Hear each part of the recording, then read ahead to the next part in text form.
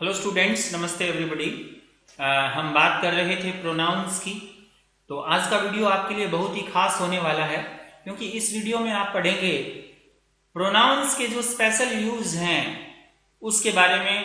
हम गलती करते हैं कॉम्पिटिटिव एग्जाम में, उन गलतियों के बारे में भी हम ध्यान से पढ़ेंगे कि कैसे प्रोनाउन का यूज करना चाहिए। अगर आप नए हैं इस चैनल पर तो इसे सब्सक्राइब जरूर करें। Let us start without wasting any time. बिना टाइम वेस्ट करते स्टार्ट करते हैं। जैसे हमने प्रोनाउन के बहुत सारे काइंड्स पढ़ लिए और इस वीडियो में हम पढ़ने जा रहे हैं प्रोनाउन का एक्सक्लेमेटरी प्रोनाउन। एक्सक्लेमेटरी प्रोनाउन क्या होता है? एक्सक्लेमेटरी प्रोनाउंस ये कौन से होते हैं? देखिए, जिसमें एक्सक्लेमेशन हो, सरप्राइज हो, उसको एक्सक्लेमेटरी प्रोनाउन कहते हैं। देखिए, what you don't know Sonia Gandhi? क्या तुम सोनिया गांधी को नहीं जानते? तो ये जो व्हाट, ये जो बोलने का तरीका है ना, ये क्या है? एक्सक्लेमेटरी प्रोनाउन है। What you lost the chain? क्या तुम्हारी चेन गुम गई या आपकी चेन खो गई? तो ये क्या है? ये भी एक्सक्लेमेटरी प्रोनाउन है। तो याद रखना, एक्सक्लेमेशन के लिए जिस प्रोनाउन का काम में आता है उसको एक्सक्लेमेटरी प्रोनाउन के नाम से जाना जाता है। Okay, let me start. Use of who and हुम। हम क्या करते हैं, हु और हुम के अंदर बहुत सारी गलतियां करते हैं। हु और हुम, वैसे तो हम इसके बारे में पढ़ चुके हैं। हु का यूज जो है वो सब्जेक्ट के रूप में किया जाता है, हुम का यूज ऑब्जेक्ट के रूप में किया जाता है, और दोनों जो यूज होते हैं वो पर्सन्स के लिए होते हैं। पर्सन्स में ladies, gents, boys, girls, teacher, madam, यानी ये सारे के सारे पर्सन में आ जाते हैं। लेकिन कई बार इसका यूज जो है वो नॉन लिविंग थिंग्स के लिए या एनिमल्स के लिए भी इसका यूज किया जाता है। वो कब होता है? तो जब इस प्रकार का यूज होता है उसको कहते हैं semi personal way. Semi personal way of use होता है। वो कैसे होता है? जैसे my dog who is getting old now, मेरा कुत्ता जो अभी बीमार हो रहा है। मतलब क्या है? हु यहां पर डॉग के लिए यूज हो रहा है। यहां पर डॉग को मतलब व्यक्ति के रूप में माना जा रहा है। गेटिंग ओल्ड नाउ, हम किसी डॉग के बारे में बात नहीं करते कभी भी। जब हम आदमियों के बारे में बात करते हैं कि वो बूढ़ा हो रहा है, वो जवान हो रहा है, यहाँ कुत्ते के बारे में बात कर रहे हैं तो कुत्ते का पर्सोनिफिकेशन किया जा रहा है। India who feels very strongly on this matter. अभी इंडिया हु फील्स, अभी इंडिया फील थोड़ी करेगा, इंडिया के लोग फील करेंगे। तो इंडिया के लोगों के बारे में जब इंडिया लिखा गया है तो इसके लिए हमने इंडिया के लिए किसका यूज किया? हु का यूज किया जाए। ऐसे ही अमेरिका हु थ्रीटन्स, इसका मतलब अमेरिका के लोग धमकी देते हैं, इसका मतलब ये हुआ। तो यहां पर इंडिया का क्या हुआ? पर्सोनिफिकेशन किया गया, इसलिए यहां पर इंडिया के लिए भी हु का यूज किया गया। तो इस बात को आप विशेष रूप से ध्यान रखेंगे कि हु और हुम का यूज करते समय आपको ध्यान में रखना है कि एनिमल्स के लिए और वो टेरिटरी से किसी अगर पर्सन को एक्सप्रेस किया जाए उसके लिए भी अपने किसका यूज करेंगे? हु और हुम का यूज करेंगे। ओके, अब हम बात कर लेते हैं who is used as the subject and complement of the verb. यहां पर हु का प्रयोग आपको पहले भी हमने बता दिया कि हु का यूज कहां करते हैं? कॉम्प्लीमेंट ऑफ द वर्ब या सब्जेक्ट ऑफ द वर्ब, दोनों में से किसी का यूज करते हैं। किसी वर्ब का कॉम्प्लीमेंट भी हो सकता है और सब्जेक्ट भी हो सकता है, ध्यान देना है। जैसे my father who works in bank, अब फादर के लिए हु का यूज हुआ। और दूसरी बात और देखिए, वर्क से पहले सब्जेक्ट की जगह खाली है, वर्ब से पहले सब्जेक्ट की जगह खाली है, तो सब्जेक्ट की जगह पर इसका यूज हुआ कि नहीं हुआ? तो इसका मतलब हम क्या करते हैं? सब्जेक्ट की जगह पर हु का यूज करते हैं। माई फादर, यहां देखिए हु इज 60 नेक्स्ट ईयर, अगले महीने वो 60 का होने वाला, वर्क्स इन बैंक, वो बैंक में काम करते हैं। तो माई फादर 60 नेक्स्ट ईयर, तो इसका यानी वर्ब इज है, इसका कॉम्प्लीमेंट यानी माई फादर का यानी 60 नेक्स्ट ईयर, इसका कॉम्प्लीमेंट हु के रूप में, यानी सब्जेक्ट की जगह पर यहां खाली है तो सब्जेक्ट की जगह पर अपने माई फादर के लिए हु का यूज करते हैं। तो याद रखना है, हु का यूज कहां करते हैं? अपने सब्जेक्ट की जगह करते हैं, पर्सन्स के लिए करते हैं और कॉम्प्लीमेंट की जगह करते हैं। हुम जो है, हुम की बात करें उसको ऑब्जेक्ट के रूप में काम में लिया जाता है, हुम को, ठीक है ना, या फिर ऑब्जेक्ट के रूप में काम लिया जाता है। दूसरी बात में एक यहां पर ध्यान रखने वाली बात है कि जब वो गवर्नड बाय ए प्रीपोजिशन यानी उसके साथ कोई प्रीपोजिशन आ जाए तो हुम का प्रयोग करते हैं। कैसे? अब देखिए, the man whom you rescued from the sea has recovered. The man whom you rescued from the sea has recovered, ठीक है ना। यहां पर मैन के लिए whom का यूज किया गया है, ऑब्जेक्ट के रूप में किया गया है। यू रेस्क्यूड, आपने जिसको बचाया, किसको बचाया? The man. You rescued him, उसको बचाया। मैन के लिए हिम लगा सकते, तो हिम की जगह हिम क्या है? ऑब्जेक्टिव केस है, तो हुम लगाएंगे, याद रखने वाली बात है।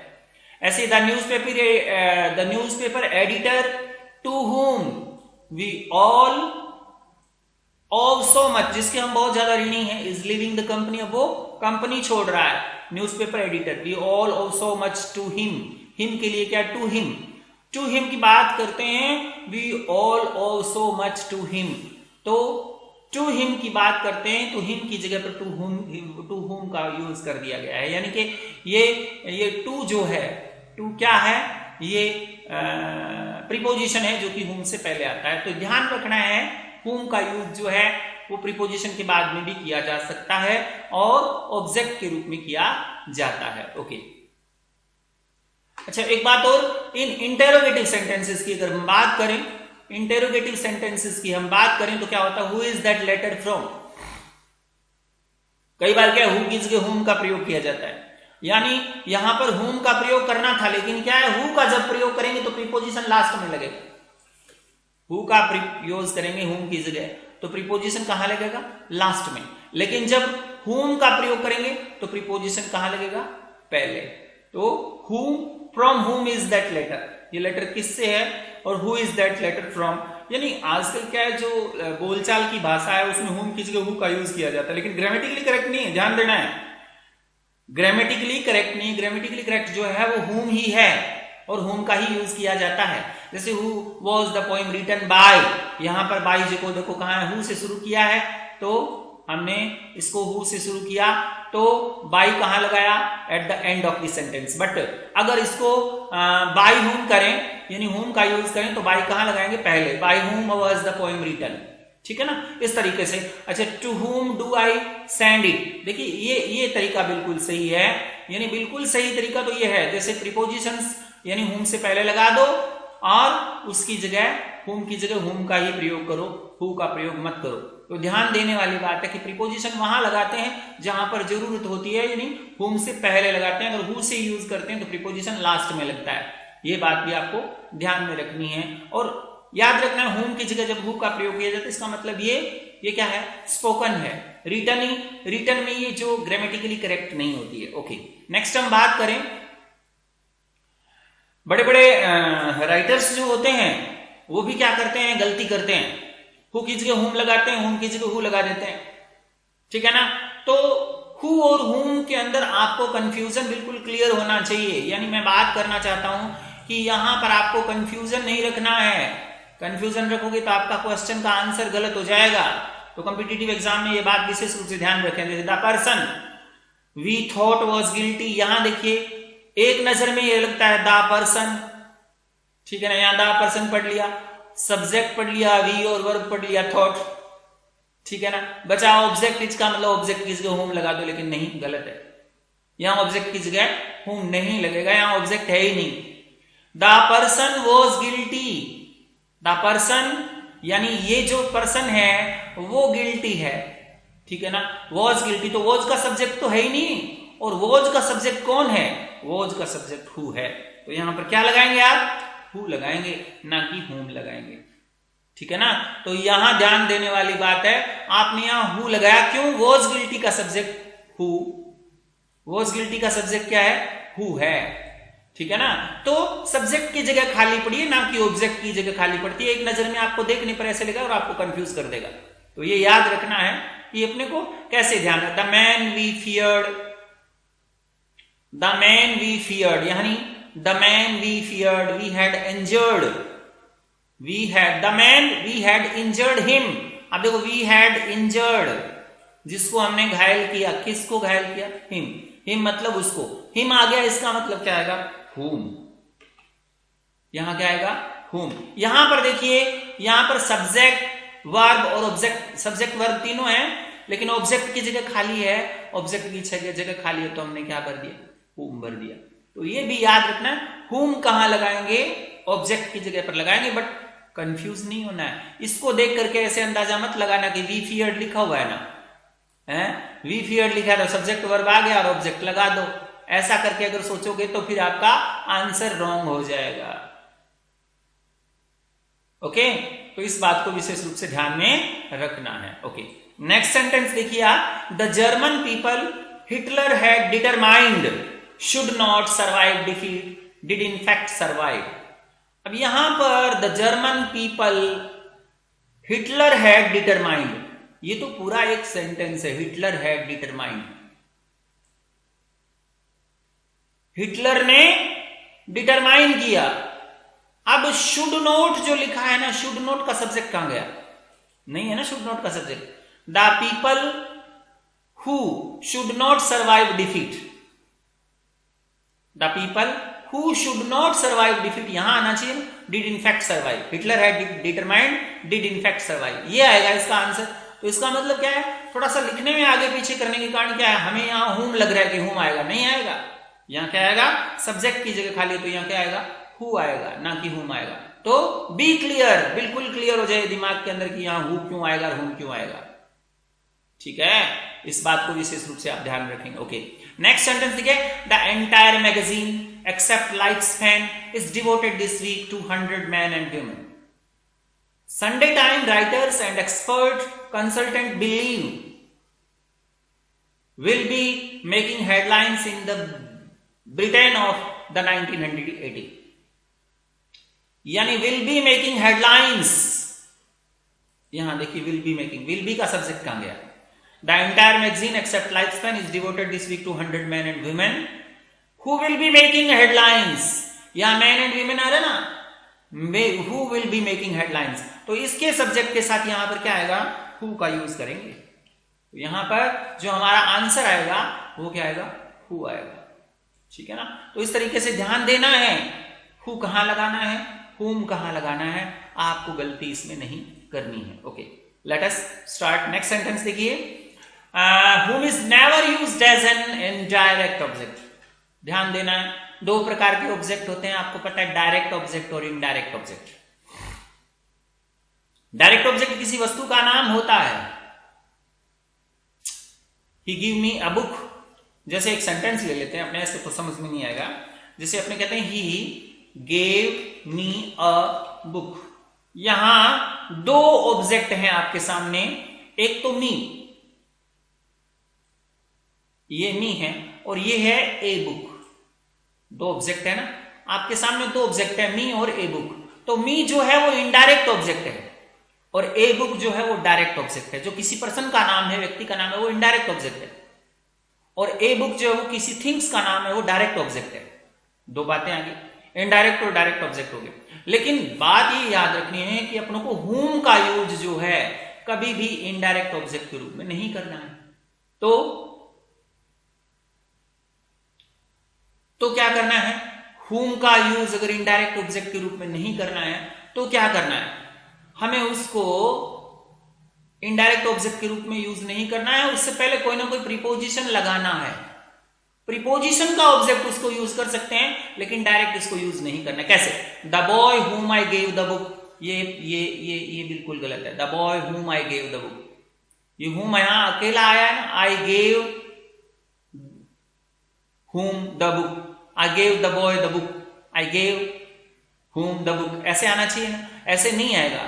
तो इसका मतलब ये गलत है, ये whom जो है यहां पर बिल्कुल आंसर जो है हमारा रॉन्ग है। नेक्स्ट है whom did you give the book, ये भी गलत है। you give whom the book, you give whom the book, तो इसका मतलब वर्ब का डायरेक्ट इनडायरेक्ट ऑब्जेक्ट नहीं आएगा। ये whom जो है वो डायरेक्ट ऑब्जेक्ट नहीं आएगा, तो क्या आएगा, इसका मतलब ये भी हमारा आंसर गलत है। तो हमारा सही आंसर क्या होगा, द बॉय टू हुम, ये जो द बॉय टू हुम, ये हुम जो था ना, इसकी जगह हमने क्या लगाया, टू हुम। ये फिर प्रीपोजिशन का ऑब्जेक्ट हो सकता है लेकिन डायरेक्ट ऑब्जेक्ट नहीं हो सकता। तो the boy to whom I gave the book, ये होगा, ये आंसर बिल्कुल सही है। तो ऊपर वाले सेंटेंस में गलती क्या है, वो इनडायरेक्ट ऑब्जेक्ट के रूप में होम का यूज हो रहा है, लेकिन इनडायरेक्ट ऑब्जेक्ट के रूप में होम का यूज कभी नहीं होता। होम का यूज किसी प्रीपोजिशन के ऑब्जेक्ट में होता है और प्रीपोजिशन उससे पहले लगता है।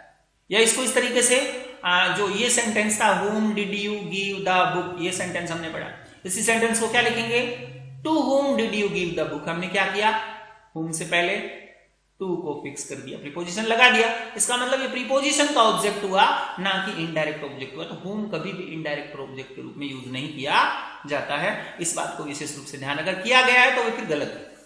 ओके, नेक्स्ट सेंटेंस देखिए, द वर्ब आफ्टर हु की बात करें, हु के बाद अगर कोई वर्ब आती है तो वह कैसे भरेंगे। अब यहां एक सेंटेंस है, इट इज आई हु।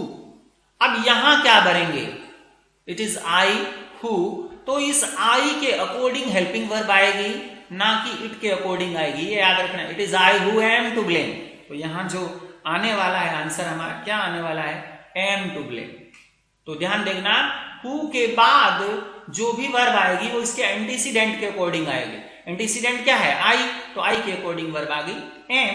तो ये भी याद रखना, ये कई बार कॉम्पिटिटिव एग्जाम में पूछ लिया जाता है, इसलिए मैंने बीच में ये दे दिया। तो special for competitive exam second grade, first grade, इनके लिए हमने इस वीडियो को बनाने की कोशिश की है। ओके, नेक्स्ट देखिए, whose and who is.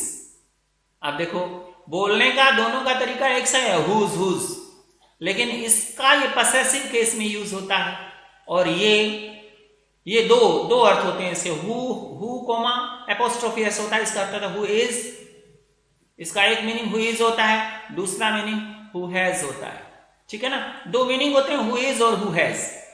Whose का अलग नहीं है। जैसे एक सेंटेंस है, who is afraid of the big bad comprehensive. अब देखिए यहां हुज लिखा है, तो इसका मतलब ये गलत है, ये गलत है। यहां आना क्या चाहिए, यहां आना चाहिए who is afraid of the big, ये आना चाहिए, आना ये चाहिए, और लिख लिया WHOSE। इसका मतलब अर्थ का अनर्थ हो गया, मीनिंग जो है वो सेंटेंस मीनिंग लेस हो गया। तो यहां पर हु इज आना चाहिए, ना कि हुज आना चाहिए। Okay, I realise the anticipation of clever people, cleverly swapping anecdotes, cleverly punning, cleverly imitating others, indiscreetly prognosticating who get who is। अब यहां देखो, who के बाद में is लगाया, who is get, ये भी रॉन्ग है। देखिए यहां क्या आना चाहिए, who is get whose job। तो यहां पर जो पसेसिव केस है वो आना चाहिए, लेकिन यहां who has a job या who is job, इसका मतलब ये रॉन्ग हुआ, और हमारा सही आंसर क्या हुआ, हुज हुआ। तो इसलिए ये भी कई बार क्या है, आपको ध्यान में रखना है कि जो यूज करना चाहिए वो ही आना चाहिए, ठीक है ना। अगर आपको यूज करना नहीं आता है तो उसको छोड़ दीजिए। वैग और एम्बिग्यूअस सेंटेंसेस की अगर बात करते हैं, अस्पष्ट व एम्बिग्यूअस होते हैं, जिसके दो अर्थ निकल जाएं, अस्पष्ट अर्थ हो, तो ऐसी बातें ना करें। आपको क्लियर करना चाहिए। जब किसी सेंटेंस में क्लैरिटी नहीं होती तो सुनने वाले को समझ में नहीं आता, तो कई बार ऐसा शब्द यूज हो जाता है हमसे कि उसके बारे में फिर चर्चा करते हैं कि यार ये आया किसके लिए। एम्बिग्यूअस जो सेंटेंसेस होते हैं या वैग सेंटेंसेस होते हैं, उसके बारे में विशेष रूप से ध्यान रखें। कैसे, although the motorcycle hit the tree, ये सेंटेंस है, although the motorcycle hit the tree. यहां पर एक ऑब्जेक्ट है मोटरसाइकिल, देखिए ध्यान से, और दूसरे की बात कर रहे हैं ट्री, दूसरा ट्री, दो चीज की, मोटरसाइकिल की बात भी हो रही है, ट्री की, यानी यद्यपि मोटरसाइकिल ने ट्री के टक्कर लगाए, इट वॉज डैमेज्ड, यहां लिखा है इट वॉज डैमेज्ड, तो ये डैमेज हो गया। अब कौन डैमेज हुआ, ट्री हुआ कि मोटरसाइकिल हुआ, ठीक है ना। इट तो मोटरसाइकिल के लिए भी यूज हो सकता है, ट्री के लिए भी यूज हो सकता है। तो यहां पर ये पता नहीं चलता कि डैमेज कौन हुआ, ट्री हुआ कि मोटरसाइकिल। तो यहां पर अगर आप मोटरसाइकिल लिखना चाहते हो तो although the motorcycle hit the tree, the motorcycle was not damaged, इस तरीके से लिखो ना। कौन डैमेज नहीं हुआ, या the tree was not damaged, ऐसा लिखो, अगले की समझ में तो आए। लेकिन आपने तो कह दिया इट वाज नॉट डैमेज्ड, मतलब ट्री डैमेज नहीं हुआ, अगले ने ये समझ लिया, तो इसका मतलब एम्बिग्यूअस सेंटेंस हो गया, वैग हो गया। तो योर सेंटेंस नॉट बी वैग बट मस्ट बी क्लियर, ऐसा क्लियर होना चाहिए। वैग का उल्टा एंटोनिम भी क्लियर होता है, याद रखना। वैकेशन इज कमिंग सून, यहां कह रहा है वैकेशन जल्दी आ रही है। एक तो वैकेशन शब्द का यूज हो रहा है, एक पूरा कह रहा है वैकेशन इज कमिंग सून, पूरा सेंटेंस। आप देखिए, विच इज नाइस, कौन सी चीज नाइस, नाइस कौन है? ये विच किसके लिए यूज हुआ है? यानी ये विच जो वर्ड है वो किसके लिए यूज हुआ है, बस ये देखना है। यानी इस बात के लिए, वेकेशन के लिए नाइस बात कर रहे हैं, वेकेशन नाइस है या ये पूरी बात नाइस है? वेकेशन इज कमिंग सून, आपको यहां लिखना चाहिए, विच नहीं लिखना चाहिए। विच का मतलब तो दोनों ही होगी कि ये बात पूरी की पूरी नाइस है, तो ये कॉमा लगा दी, vacation is coming soon which is nice. तो आप यहां ये लिखे ना, vacation is coming soon, vacation is nice. अगर वेकेशन नाइस है तो vacation is coming soon that is nice, यूं लिखे कि वो बात, ये बात जो है वो नाइस है। तो ऐसा कंफ्यूजेबल वर्ड्स जो है अपने को यूज नहीं करती। Jack worked in national forest last summer, this may be his life's work. अब ये Jack worked in national forest last summer, this means ये, this may be his life's work, ये उसका लाइफ का वर्क हो सकता है। This may be his life's work, ये जो दिस वर्ड है वो किसके लिए आया? National forest last summer, Jack ने, उसका लाइफ का लास्ट काम हो सकता है क्या? ये दिस वर्ड किसके लिए, पूरी बात के लिए आया या नेशनल फॉरेस्ट के लिए आया? तो दिस जो वर्ड है यहां पर confusable word. If you put this sheet in your notebook you can refer to it. अब ये इट किसके लिए आया, यहां देखना कि नोटबुक के लिए आया या सीट के लिए आया।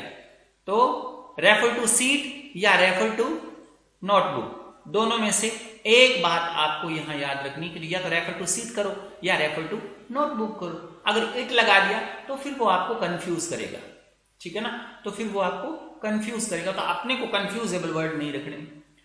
अच्छा, एक बात और बात बता देता हूं, कई स्टूडेंट क्या करते हैं, कंफ्यूज हो जाते हैं जब आप सब्जेक्ट वर्ब कंकोड की बात करते हैं, तो उस समय प्रोनाउन के अंदर कंफ्यूजेबल वर्ड्स बहुत सारे होते हैं। कैसे? वो क्या करते हैं, इंडेफिनिट प्रोनाउन जो होते हैं उनको प्लूरल मान लेते हैं, बट याद रखना ये कभी प्लूरल नहीं होते। Anybody, everyone, everybody, someone, somebody, known, nobody, ये हमेशा सिंगुलर होते हैं, हमेशा सिंगुलर होते हैं, याद रखने वाली बात है। इनके बाद जो वर्ब आएगी वो सिंगुलर आएगी। और कई क्या करते हैं, ईदर और नीदर को ये मान लेते हैं, ये तो हाँ आते हैं, ये दो में से एक के लिए, दो वस्तुओं में से एक के लिए आते हैं, या तो दोनों में से एक या दोनों में से कोई नहीं, परंतु होते क्या है, ये भी हमेशा सिंगुलर होते हैं। तो उसके बाद हमेशा जो यूज करेंगे वो सिंगुलर ही यूज करेंगे, प्लूरल यूज नहीं करेंगे। अब इसका एग्जाम्पल अपने ले सकते हैं, जैसे एवरीबडी, एवरीबडी। अब यहां पर आपको दे दिया ब्रैकेट में attend, this function every year, मैं यहां एवरी ईयर की बात कर रहा हूं। अब यहां everybody attend this function every year, आपको कहे कि इसकी correct form of the verb करो, तो एवरीबडी से ये मतलब नहीं समझना है कि प्लूरल है, तो ये क्या है, सिंगुलर है। तो एवरी ईयर लिखा है, तो यहां पर जो हमारा आंसर आएगा वो कौन सा आएगा, वो आएगा अटेंड्स। कौन सा आएगा, अटेंड्स आएगा। तो यहां आ जाएगा attends, everybody attends this function every year. Okay, ये बात आपको ध्यान में रखनी है। तो यहां पर एवरीबडी को, अच्छा इसको देख करके हमने क्या किया, फर्स्ट फॉर्म के साथ में एस लगा दिया, तो ये हमारा आंसर सही हो गया। अगर यहाँ अटेंड लिख देते तो हमारा आंसर गलत हो जाता। तो इसलिए everybody, someone, somebody, known, nobody, ये सारे के सारे क्या होते हैं, सिंगुलर होते हैं। ओके, आज की वीडियो में बस इतना ही। हमारा प्रोनाउन का चैप्टर बिल्कुल फिनिश हुआ। इसमें कोई भी अगर आपको दिक्कत हो तो आप मेरे मोबाइल नंबर के ऊपर व्हाट्सएप से भी आप मैसेज कर सकते हैं। मेरा मोबाइल नंबर जो है मैं आपको देने वाला हूं यहाँ पर 9950720301।